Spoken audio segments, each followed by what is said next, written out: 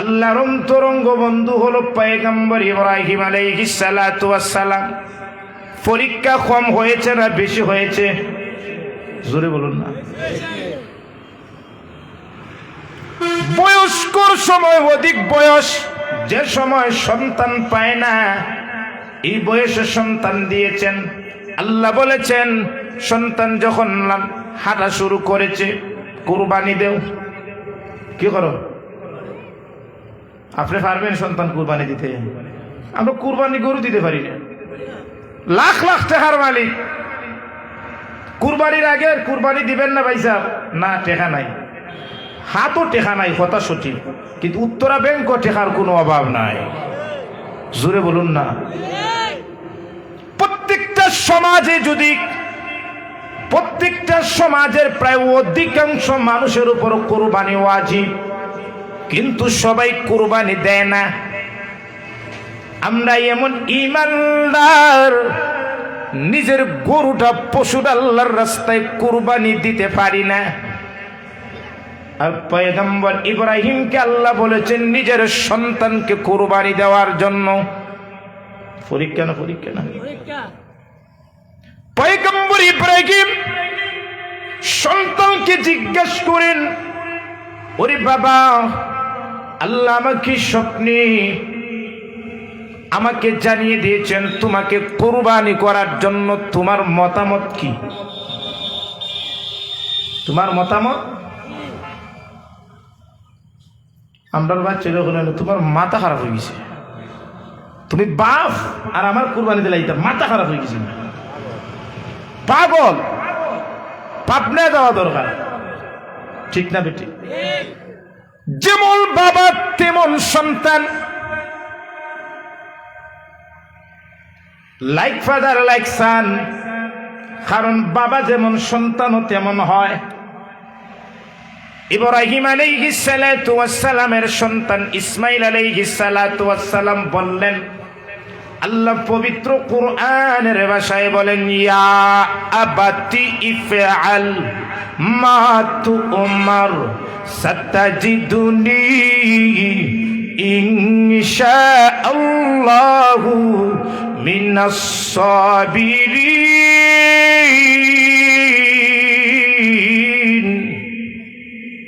বাবা, আল্লাহ যেভাবে আপনাকে নির্দেশ দিয়েছেন সেভাবেই আমাকে কুরবানি করুন, আমি প্রস্তুত আছি। ওখানে ইমানদার যারা, তারা পরীক্ষা হয় না? হয় না? কেন? তোমার ইমান কতটুকু এটা আল্লাহ একটু বুঝতে চান। এ প্লাস প্রাপ্ত ইমানদার না FD প্রাপ্ত ইমানদার, এটা আল্লাহ বুঝতে চান। ওখানে ইমানদার যারা, সবসময় প্রস্তুত থাকতে হবে যে আমাদের বিভিন্ন সময় বিভিন্ন মাধ্যমে পরীক্ষা আমাদের আসবেই। আর যদি ভাবেন না না ইমানদার এটাই শেষ, নামাজ পড়মু, রোজা রাখমু, ও তো ইমানদার, আর কোনো কিছু দরকার নাই, এটা ভাবলে হবে? জোরে বলে, এটা ভাবলে হবে? ওখানে আল্লাহ সূরা আনকাবুতের মধ্যে ফরমান, আলিফ লাম মিম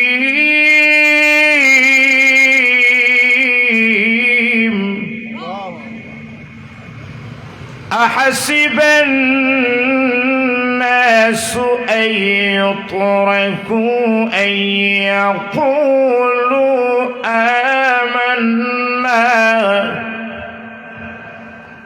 وهم لا يفتنون।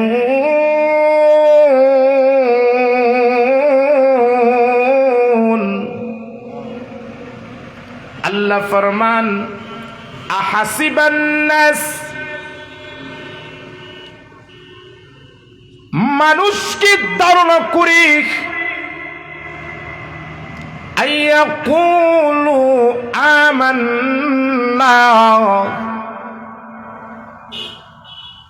আমরা ঈমান এনেছি, আইয়াকুলু, এ কথা বললেই ওয়াহুম লা ইফতানুন, পরীক্ষা নেওয়া হবে না।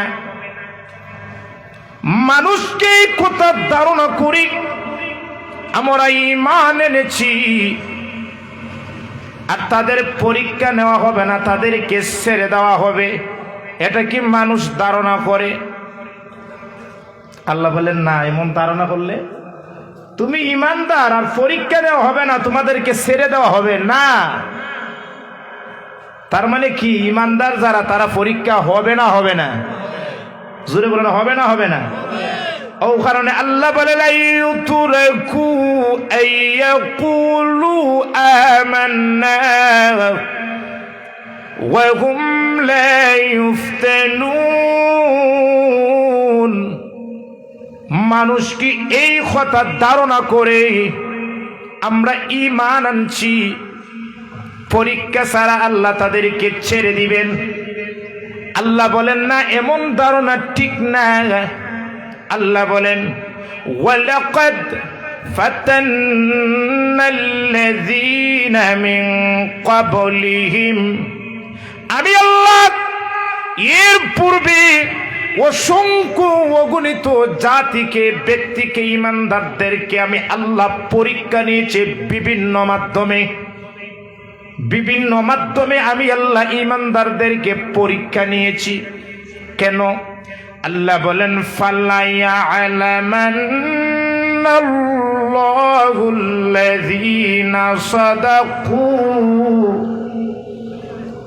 আমি আল্লাহ পরীক্ষার মাধ্যমে হে এ প্লাস প্রাপ্ত ঈমানদার আর হে ফেল মার্কা ঈমানদার, এটা যাচাই বাছাই করার জন্য।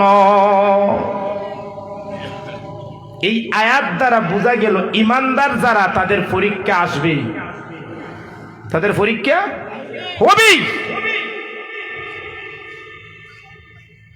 ওই আয়াতের ব্যাখ্যা মুফাসসিরিনে কেরাম ঈমানদার যারা তাদের কি কি পরীক্ষা হতে পারে অনেক পরীক্ষার কথা আলোচনা করেছেন। এই আয়াতটা নাজিল হয়েছে একদল সাহাবী, একদল মানুষ আল্লাহর নবীজির কাছে ইসলাম গ্রহণ করে। ইসলাম গ্রহণ করতে দেরি হয়, মক্কার কাফির মুশরিকরা ওই নব মুসলমানের উপর নির্যাতন আরম্ভ করতে দেরি হয় নাই। কাফিররা বলে, এত বড় সাহস, বাপ দাদার ধর্ম সুনখালি দিয়ে মুহাম্মদের ধর্ম গ্রহণ করেছ। মুসলমান হইছে একদিকে, আর পরের দিন শুনছে বড় বড় লিডাররাই যা এরা মুসলমান হয়ে গেছে, মুহাম্মদের ধর্ম গ্রহণ করে নিছে। পরের দিন থেকে এই মুসলমানদের উপর, এই গোত্রের এই দলের উপর কাফিররা নির্যাতনের চূড়ান্ত পর্যায়ে পৌঁছে গেছে। আল্লাহ ওই নতুন মুসলমান যেই দলটা নবীজির হাতে হাত রেখে কলিমা পড়ে মুসলমান হয়েছে, আর মুসলমান হওয়ার সাথে সাথে কাফিরদের নির্যাতন শুরু হয়ে গেছে। আল্লাহ ওই নতুন মুসলমানদেরকে সান্ত্বনা দিয়ে আল্লাহ ওই আয়াত নাজিল করে দিয়ে বলেন, ওরে মুমিন মুসলমান, ইসলাম আনার কারণে তোমাদের উপর যেই নির্যাতন শুরু হয়েছে এর জন্য মন গাবরানির প্রয়োজন নাই। কারণ ঈমানদার যারা তাদের উপর নির্যাতন আসবে, অত্যাচার আসবে, ঈমানদারদের উপর কষ্ট আসবে, বিভিন্ন পরীক্ষায় আসবে। সুতরাং তোমরা এর জন্য ঘাবড়াইবে না। তোমাদের পূর্বদেরকেও আমি আল্লাহ বিভিন্ন রকম পরীক্ষা নিয়েছি। আমরা সান্ত্বনা দিই না বিদেশ গেলে, তো বাবা বিদেশ গেলে অনেক কষ্ট হয়, ফোন দে মা, ভালো লাগে না। তো আমরা কই কি, তা বাবা তুমি একলা না, অনেক মানুষ বিদেশ যায়, নিজে নিজে রান দেখায়, সারাদিন খাস করে বিকালে নিজেরা রান্না বান্না করে খায়, সারা বিদেশি মানুষে খায়। সুতরাং তুমি এইলাম খাই, তুই সান্ত্বনা দেই না। তো আল্লাহ যারা নতুন মুসলমান হয়েছে তার উপর নির্যাতন শুরু হয়েছে, আল্লাহ আয়াত নাজিল করে তাদেরকে সান্ত্বনা দেন, তোমরা মুসলমান হইছো, তোমার উপর নির্যাতন আসবেই, পরীক্ষা আসবেই, সবার করো। এই কষ্টের বিনিময়ে আল্লাহ তোমাদের জন্য আমি জান্নাত রেখে দিয়েছি। তো ঈমানদার যারা পরীক্ষা আসবে না? পরীক্ষা কি রকম আসতে পারে? একটা ধরন হইল ইমানদার যারা কোন কোন সময় বেঈমান কাফির ইসলাম বিদ্বেষী মুসলমান বিদ্বেষী কাফিরের বিরুদ্ধে যুদ্ধ জিহাদের মাধ্যমে ঈমানের পরীক্ষা নেওয়া হবে। ঠিক না? ঠিক। ইসলাম বিদ্বেষী তাদের বিরুদ্ধে জিহাদের মাধ্যমে তাদের বিরুদ্ধে মোকাবেলা করতে হবে। জোরে বলুন না। আল্লাহর নবী দাওয়াত দিয়েছেন, তাবলীগের কাজ করেছেন, মানুষদেরকে আল্লাহর পথে ডেকেছেন। আবার আল্লাহর নবীজি জিন্দেগি তালাশ করলে দেখে যায় নবী হাতে তলোয়ার নিয়ে ২৭টি জিহাদ আল্লাহর নবী নিজে নেতৃত্ব দিয়ে কাফিরের বিরুদ্ধে করেছেন। জোরে বলুন না। করছেন না? করছেন না? রাহমাতুল লিল আলামিন, যেই নবী তামাম উম্মতের জন্য রহমত, যেই নবীকে আঘাত করলে নবী পাল্টা আঘাত করেন নাই, কিন্তু কেন সেই নবী যে হাতে তলোয়ার নিয়ে যুদ্ধ করলেন? কারণ কি? কারণ আছে না নাই? দেখেন কোন কোন সময় কোন ওষুধ, কোন রোগী যদি ডাক্তারের কাছে যায়, ডাক্তার প্রাথমিকভাবে ওষুধ দেয় না? যদি প্রাথমিক ওষুধে কমে না, তখন ডাক্তার চেক করায়, বডি চেক করায়। যখন রোগ ধরা পড়ে ক্যান্সার, তখন কি ওষুধে খামো? জোরে বলুন না। হাতও ক্যান্সার ধরা পড়েছে, কোন বিশেষজ্ঞ ডাক্তাররা ক্যান্সার ধরার পরে কোনো আর ট্যাবলেট দেয় না। বিশেষজ্ঞ ডাক্তাররা বলে অতি দ্রুত শরীর থেকে হাতটা কর্তন করতে হবে, কারণ ওখানে ট্যাবলেটের সময় নাই। ওখানে হাতে অস্ত্র নেও আর কি করো, বডি থেকে হাতটা কর্তন করে ফেলো। জোরে বলুন ঠিক না? ঠিক তদ্রুপ নবীজি দাওয়াত দিয়েছেন, হিকমতি দাওয়াত দিয়েছেন, ট্যাবলেট দিয়েছেন।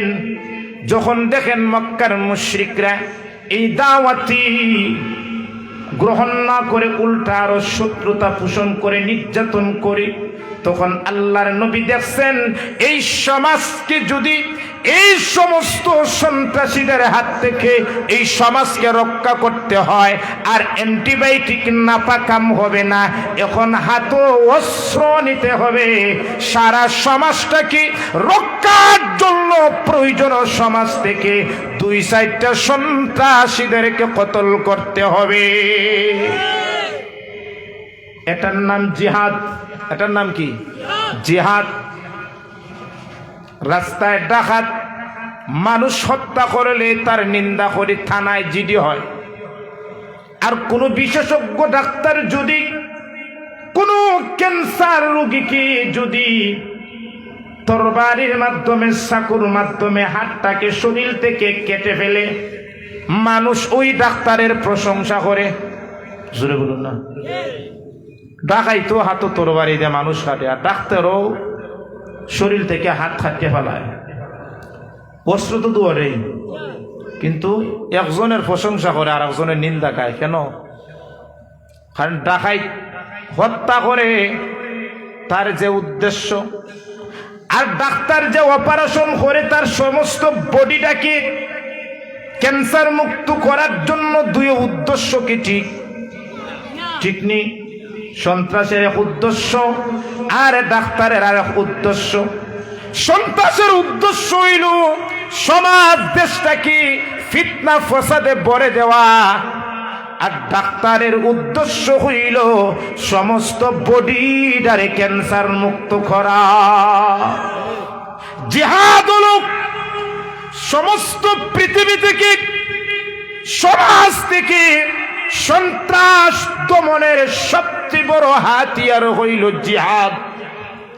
ও কারণে আল্লাহর নবী, দয়ার নবী ফরমান, আল জিহাদু মাযিন ইলা ইয়াউমিল কিয়ামা। কিয়ামত পর্যন্ত জিহাদ থাকবে। আছে না নাই? একদল মুসলমানরা কাফিরদের বিরুদ্ধে জিহাদ করে না? ইসলাম বিদ্বেষীদের বিরুদ্ধে জিহাদ করে না? আফগানিস্তান আসেন, বর্তমানে ফিলিস্তিন, কাফিরের বিরুদ্ধে জিহাদ করতেছে না? ওখানে ইমানদার যারা বিভিন্ন মাধ্যমে ইমানদারদের উপর পরীক্ষা আসবে, তন্মধ্যে একটা ধরন হইল ইমানদারের ইমান পরীক্ষার জন্য প্রয়োজনে নিজের জান বাজি রেখে হাতে তলোয়ার নিয়ে ইসলাম রক্ষার জন্য রণাঙ্গনে কাফিরের বিরুদ্ধে তোমার জিহাদ করতে হবে। পারবেন না আপনারা? আমরা যে আবাদত মিষ্টি খুব ভালো লাগে, আর জিহাদের কথা কইলেন কোন ইমাম সাহেব আপনারা যাক, আপনারা তো মেসাবরা, আপনারা তো খাইলা, আপনারা টিফিন খাবাই তো শরীরে শক্ত হয়েছে, আপনারা যাক। আর আমরা গৌরব হইয়া লাইভ দেখি আপনার অবস্থা। আছে না নাই এরকম মানুষ? জোরে বলেন, আছে না নাই? বাইরে আমার মুসলমান যারা, প্রত্যেকের ভিতরে জিহাদের তামান্না থাকতে হবে। যদি কোনো মুসলমানের অন্তরে জিহাদের ব্যাপারে ইঙ্গিত খানা চুকা হয়, জিহাদের ব্যাপারে অপারগতা পেশ করে, বুঝবেন এ প্লাস ছাত্র এ প্লাস প্রাপ্ত ইমানদার না, এ পাওয়া ইমানদার। জোরে বলুন না। জিহাদের আকাঙ্ক্ষা তামান্না ইচ্ছা থাকতে হবে তো আমাদের। এখন জিহাদ ফরজে আইন না ফরজে কিফায়া। আজ যেভাবে ফিলিস্তিনের মুসলমানদের কি সন্ত্রাসী ইসরায়েলরা সেভাবে মহিলা নারী পুরুষদেরকে হত্যা করেছে, এটা কি কোনো মানবতার ভিতরে পড়েনি? জোরে বলুন না। সুতরাং এখন জিহাদ যদিও ফরজে আইন না, কিন্তু তামাম পৃথিবী মুসলমানদের জন্য উচিত ছিল ফিলিস্তিনের পক্ষে হইয়া ওই সমস্ত সন্ত্রাসীদের বিরুদ্ধে যুদ্ধ করা। এখনো যদি পৃথিবীর গ্র্যান্ড মুফতিরা ফতোয়া জারি করে ফিলিস্তিনের মুসলমানদের পাশে থেকে মসজিদে আকসার রক্ষার জন্য, জেরুজালেম পবিত্র শহর রক্ষার জন্য তামাম পৃথিবীর মানুষের উপর জিহাদ ফরজ আইন হয়ে গেছে, আপনারা সেই ঈমানের পরিচয় নিয়ে হাতে তলোয়ারে নিয়ে রণাঙ্গনে যেতে প্রস্তুত আছেননি? আছেন তো ইনশাআল্লাহ? জিহাদের তামান্না থাকতে হবে। সাহাবায়ে কেরাম এমন ইমানদার ছিলেন, তাদের ভিতরে জিহাদের তামান্না ছিল, জিহাদের আকাঙ্ক্ষা ছিল। এক সাহাবী আল্লাহর নবী বিবাহ পড়িয়ে দিয়েছেন, রাত্রিতে বিবির কাছে যায়, ফুলসজ্জার রাত, বাসর রাত, বিবির সাথে সাহাবী আনন্দ ফুর্তি করে, রোমান্টিক রোমান্স করে। এক পর্যায়ে ওই সাহাবী নাফাক অবস্থায় গোসল যায়, সামনে পাত্র, বালতির মধ্যে পানি, মুখ নিয়েছেন, বালতি থেকে নাফাকির গোসল করবে, ফরজ গোসল করবে, পানি দিবেন। ঠিক সেই মুহূর্তে ওই সাহাবীর কানে আওয়াজ আসে, একজন সাহাবী রাস্তায় দিয়ে এলান করে যায়, ওরে নবীজির সাহাবী, উহুদ যুদ্ধ শুরু হয়ে গেছে, ইহুদি মক্কার মুশরিকরা নবীজির উপর আক্রমণ করেছে, নবীজিকে রক্ষার জন্য তাড়াতাড়ি জিহাদের মধ্যে যাও, যুদ্ধের জন্য প্রস্তুত হয়ে যাও। ওই সাহাবী কোন জায়গায় আসলা? জোরে বলুন না। গোসল করছুন না, খালি আত পানি লইছেন। যে মুহূর্তে ওই সাহাবীর ঘোষণা হযরত হানজালা রাদিয়াল্লাহু তাআলা আনহুর কানে আসে, হানজালা বললেন, আল্লাহর নবীর উপর আক্রমণ হয়ে গেছে, রণাঙ্গনে আল্লাহর নবী উপর মুশরিকরা আক্রমণ করে ফেলছে, আর আমি হানজালা করে গোসল করব, এটা হতে পারে না। হানজালা গোসল না করে বিবির কাছে যায়, গো বিবি আমি গোসল করব না, এই মুহূর্তে আমি তলোয়ার হাতে নিয়ে রণাঙ্গনে চলে যাব। বিবি বলছেন গোসলটা করেই যাও। হানজালা বললেন, ওগো বিবি গোসল করতে 10 মিনিট সময় হতে পারে, 10 মিনিট আগে যদি আমি রণাঙ্গনে যাই, 10 মিনিটে কমপক্ষে 10 জন মুশরিককে আমি কতল করতে পারবো। জোরে বলেন ঠিক না? ওই সাহাবী বিবির কাছ থেকে অনুমতি নিয়ে নে। বিবি বললেন, গো স্বামী আজ প্রথম রাত্রি আপনার সাথে আমি উদযাপন করেছি, যেহেতু আপনি আল্লাহর নবীর মহব্বতে রণাঙ্গনে যাওয়ার জন্য প্রস্তুত হয়ে গেছেন, আমি বাধা দিব না, আমি অনুমতি দিয়ে দিলাম। যদি রণাঙ্গনে যদি আপনি শহীদ হন, দেখা হবে কাল কিয়ামতের পর জান্নাতে। আর যদি ফিরে আসেন, আমি আপনাকে স্বাগত বলি, আমি আপনাকে গ্রহণ করব। বিবির কাছ থেকে হযরত হানজালা রাদিয়াল্লাহু তাআলা আনহু অনুমতি নিয়ে রণাঙ্গনে যুদ্ধের মাঠে হাতে তলোয়ার নিয়ে কাফিরের বিরুদ্ধে যুদ্ধ করতে শুরু করে দেন। একা সাহস নিয়ে কাফিরের সারিবদ্ধ লাইনে ঢুকে কাফিরদেরকে খসুকাসের মতন হাঁটা শুরু করে দেন।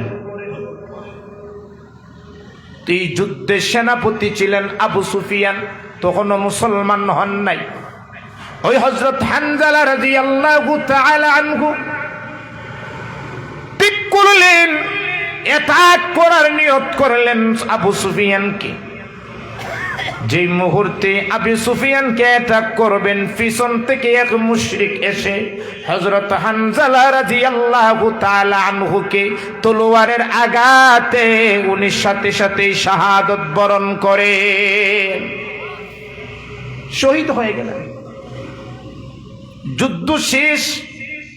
আল্লাহর নবী সাহাবীদেরকে নির্দেশ দিলেন, ও আমার সাহাবায়ে কেরাম, যারা রণাঙ্গনে শহীদ হয়েছে তাদেরকে তোমরা গোসল দিবে না, গোসল ছাড়াই রক্ত মাখা কাপড় নিয়ে তাদেরকে জানাজার ব্যবস্থা করো। সাহাবায়ে কেরাম শহীদের লাশ তারা চিহ্নিত করা শুরু করলেন। হযরত হানজালা রাদিয়াল্লাহু তাআলা আনহু বিবি রণাঙ্গনে আসলেন, সাহাবীদেরকে জিজ্ঞাসা করলেন, আমার স্বামীও রাত্রিতে গোসল, আমার স্বামীও রাত্রিতে যুদ্ধের মাঠে রণাঙ্গনে যুদ্ধে জিহাদে শরীক হয়েছেন, আমার স্বামীর কোনো খোঁজ পাচ্ছি না, কোথায় আমার স্বামী? সাহাবায়ে কেরাম সব শহীদের লাশ পেলেন, কিন্তু হযরত হানজালা রাদিয়াল্লাহু তাআলা আনহু লাশ পেলেন না। নবীজির কাছে বললেন, ওগো নবীজি, আপনার সাহাবী হানজালা রাদিয়াল্লাহু তাআলা আনহুর লাশ নাই, গায়েব হয়ে গেল। নবীজি আশ্চর্য হয়ে গেলেন। হানজালা আসছে জিহাদে শহীদ হয়েছেন, কিন্তু লাশ গেল কোথায়? হঠাৎ করে একজন সাহাবী নবীর কাছে বললেন, ওগো নবীজি, হানজালার লাশের জন্য চিন্তার প্রয়োজন নেই, ও দেখা যায় শূন্য হানজালার লাশ, শূন্যে, মাটিতে আসছে না, শূন্যে দেখা যায়। সুবহানাল্লাহ বলেন। ওই সাহাবী বলেন, ওগো নবীজি, হানজালার লাশ মাটিতে এখনো লাগে নাই, শূন্য, এবং হানজালার শরীর থেকে মাথা থেকে টকবক করে পানির ফোঁটা জমিনে পড়ছে।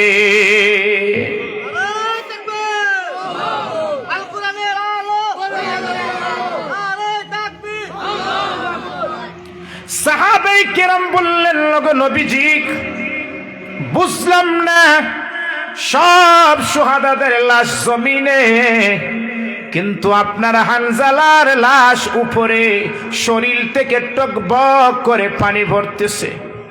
আল্লাহর নবীও বুঝেন নাই। আল্লাহর নবী জিজ্ঞাসা করলেন হানজালার বিবিকে, ওগো হানজালার বিবি, কি ব্যাপার?